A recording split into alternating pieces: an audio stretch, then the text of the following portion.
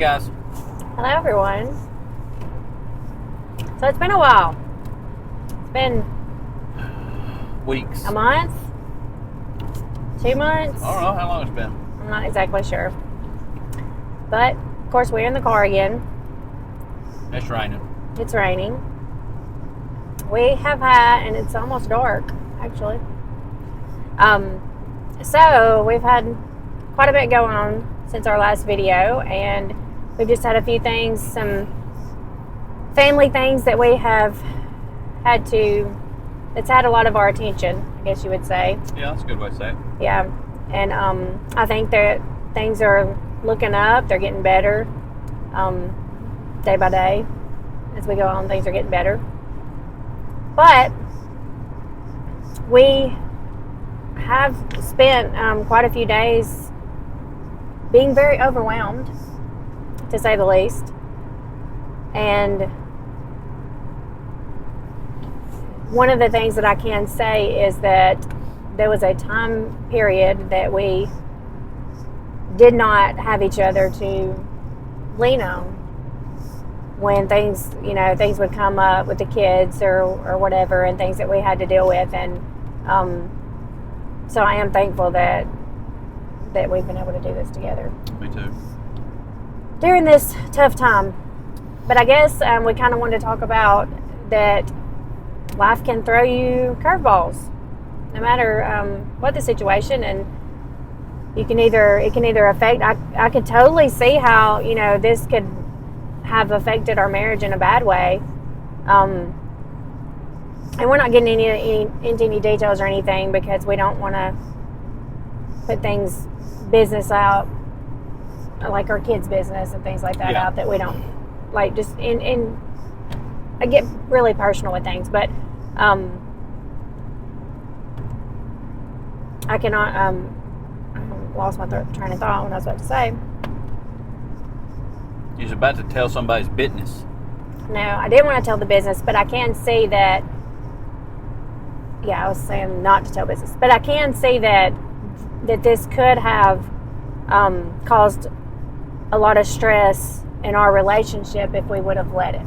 So, you want to talk on that for a minute? Because I've been talking for 2 minutes and 40 seconds. Well, no matter what is going on in everybody's respective lives, life is difficult, and we know this. I mean, it doesn't have to be told to you that life is difficult. It doesn't have to be told to us. We live it, you live it. But sometimes it's not even marriage problems that cause problems in the marriage. And I think that's what you're talking about when you say it could have caused us other issues. Right. Because what we're talking about, what's happened in the last few weeks, has not been a problem between Kelly and I. It's not been a problem with our marriage, but it's been a family thing that has really put a lot of stress on us. I mean, it really has. It's put a lot of stress on our children. It's put a lot of stress on us, because we're dealing with it, as a unit, as a family. And it's very easy to be overwhelmed. And sometimes those curveballs, when they come in, man, you just can't do anything with them. And you just got to, kind of see how strong you are going to be in the process of dealing with it. And sometimes that could be a problem in your marriage. Sometimes that could be something that's trying to drive a wedge between the husband and the wife, or something that the husband is directly doing that's hurting the wife, or vice versa. But in this case, it was something that I think was uncontrollable all the way around. Oh yeah, so me too. It's just it's hard. It's difficult to deal with things that you cannot control. It's difficult to have the patience that you're supposed to have individually. Collectively, it's a little easier, but it's just difficult to weather some of the storms of life. And Yeah, and when you're when it causes you, things cause you to, for example, like miss sleep, miss work, your regular life, your normal routine is affected. It tends to weigh on you, and it tends to weigh on your. Sometimes it causes you to be a little bit more stressed out, and then when you're stressed out, you could lash out or things like that, and then that's how something that has nothing to do with the situation in your marriage per se with husband and wife, it could end up being an issue. It could show itself that way. Yes, if you let it could definitely be an issue and cause problems if you don't control your emotions and things like that. So in today's world, I don't think there's a single person out there today that's not dealing with something. Most definitely. With a family member, a friend, an acquaintance, coworker, whatever it is. There's somebody that they know somebody that they're dealing with, either just directly or through somebody else that they're trying to help out and deal with, because there's so much going on. There's a lot of Today's sicknesses going around today. There's a lot of struggling. I know personally for us and what we do, we come in contact with a lot of people, a lot of announcements of people, a lot of things that you find out. Man, that was a log laying. I first thought it was a deer. No, when we got closer. That was a log as big around as your waist. Yeah, that's dangerous. But it comes through in a lot of different areas, but it ultimately settles and filters on all of us, because we're the catch-all for everything. No matter if it's a problem at work, or a problem at home, or a problem at school, a problem with the car, or a problem with whatever, it has to filter its way down to us at some point. And then the rubber meets the road and you got to deal with some stuff. And the one thing I can say with most of the things that we come in contact with as we try to work with folks and help folks and things like that, it depends on how you look at it. It depends on how cooperative you can be with each other. It depends on who it is that's dealing with the main issue, and you're either an ancillary role or you're a direct, part of it. It depends on a lot of things, but the more grounded you are and the more willing you are to jump in there and try to take some of that load off of who's struggling, the better it's going to be. And perspective is everything, just like you just said. Depends on how you look at it.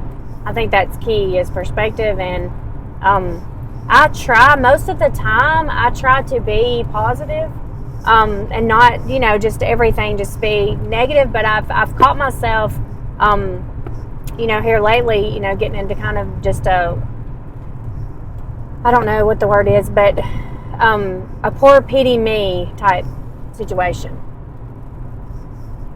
What? I'll tell you in a minute. I was going to tell you something. No. I don't know why I did that. This is the latest we've come through here in the day, and I'm seeing things that we normally see as just being isolated or desolated or whatever. I'm seeing like. Oh, so it was something out that you wanted. Yeah, it was environmental. Yeah. Okay. Sorry.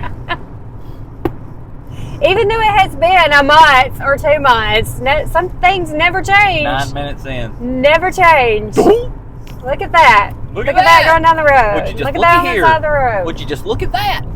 But I do think that, and I need to do a better job at that, and I'm guilty of that. That I tend to sometimes look at the negative, and I try most of the time to be upbeat about things, but sometimes. Sometimes it squares you up and hits you hard. Yeah, sometimes I let it get me down, and then it's just poor pity me, and then there's always somebody dealing with things worse than you. There's always it could be worse. It always could be worse. There's a book. Do you remember that book? Did you ever read that book as a child? Could be worse. No, that's what I got there. It's old. As a child. Could be worse, and it's true. It could always be worse, and there's always things to be thankful for, and there's always pros and cons, and there's always a blessing. There's always a silver lining? Is that what they say? On the clouds, yeah. But I mean, is that... That's right. That's right. So, I guess this would be when life throws you a curveball. Don't let it get in between you and your husband, and let it bring you closer together instead of further away from each other, because life will constantly throw you curveballs. Do you know the difference between a curveball and a fastball? Well, do you think if I threw you a fastball and then I threw you a curveball, you'd be able to recognize the two of them? How many pitches do you think it would take you to recognize what's a fastball, what's a curveball? Let's say... Not many, but let's say you got 100 pitches. At what point in that 100 pitches could you start to recognize a fastball from a curveball? I mean, pretty quick, I would think. Right? Depends on how fast my fastball is, right? What if my fastball is as like your everybody else's changeup? Yeah, I mean, my fastball is definitely not fast. I would be the eephus pitcher. Where you throw the big old lob ball up there. I was about to say, are you talking about like professional players knowing the difference? No, are you talking about you as my wife. Are you talking about me? I'm talking about you as my wife. And you. And me, yeah. Well, of course, if it was me personally, it'd take me a while. How long? Because I'm not. How many pitches? You got 100. Could you recognize? Probably 50. 50? 50? It would take you 50 pitches to realize that one of them's coming in all wobbly like? You said your fastball wasn't fast, and so also, what if your curveball's not curved? All right, so let me ask you this question. Could you hit... you just hit something. Could you hit I missed it. A curveball? Before we get to the curveball, could you hit a fastball? If I was throwing no, just regular old BP. I don't play ball. One of your classmates when we were in high school me would never throw me a fastball. Well, yeah. Do you know why he wouldn't throw me a fastball? Probably because I couldn't hit his curveball. So he's like, why am I going to give you something to hit if you can't hit this? When you prove you can hit the curveball, then they got to change how they're going to try to get you out, and then they start throwing you the fastball. Okay. Why are there different pitches? I don't know, because so they can trick somebody, I guess. That's exactly right. It's deception. Yeah. It's also strategy. If they throw you 2 fastballs in a row, you think they're going to throw you a curveball the third pitch?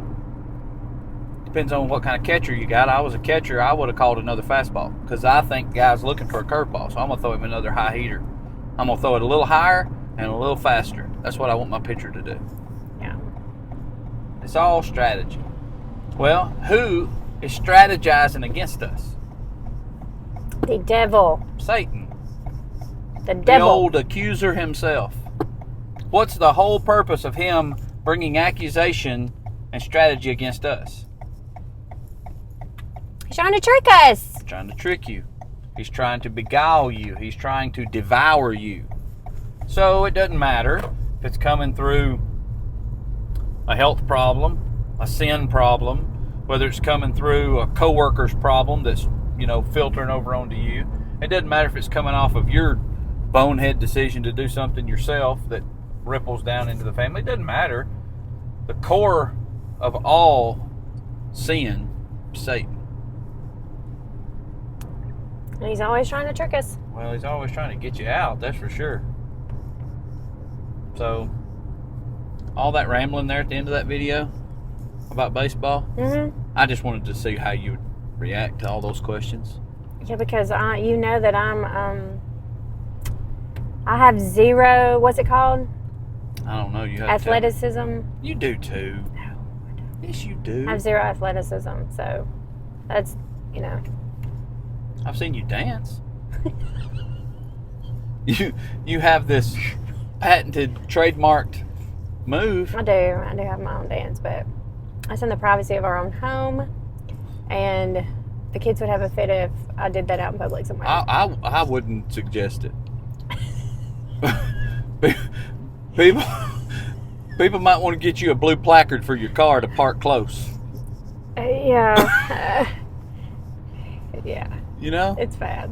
It's not bad. It's bad. It's just other people might not understand what it is. I have fun doing it though, so. Well, that's all that matters. Just don't hurt yourself next time we do this. Okay. So, watch out for the curveball. Yeah, watch out for the curveball. It might take you 100 pitches to recognize it too. Very true. You should start recognizing it.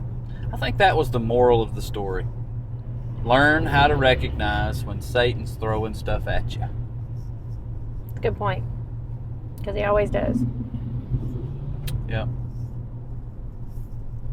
The end. Till next time, it's getting dark. We're in the shadows. Yes, it's getting dark. Bye, everyone. Good to see y'all again.